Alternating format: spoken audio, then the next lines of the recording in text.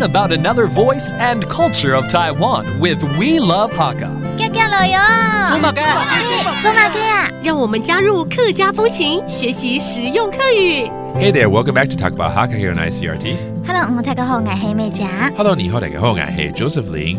这个月都跟医疗有关，有中医，有西医 ，right? There's Western medicine, 西医 ，how do you say that? 西醫、西医 ，and then there's also traditional Chinese medicine, 中医、漢醫、漢醫，哦，就是漢醫的意思咯。漢醫 Okay, that's good. Now, one of the common practices in TCM is acupuncture. So 我们来教大家怎么说针灸是中医中很常运用的治疗方式。打軟針係大娘整黑，漢醫度，漢醫度，接上會用到嘅接上會用到嘅治療方式。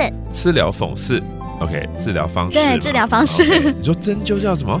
打軟針。大娘針。把這個銀針打下去。進去。Oh, it's like piercing the silver needle. That's acupuncture for you.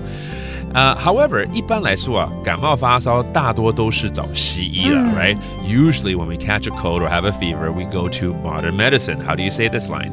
喺韓度作少，喺韓度作少，睇體都會去，睇體都會去，本西醫看，本西醫看。給西醫看。沒錯，如果是發燒感冒比較一般見的這些疾病。感冒。對。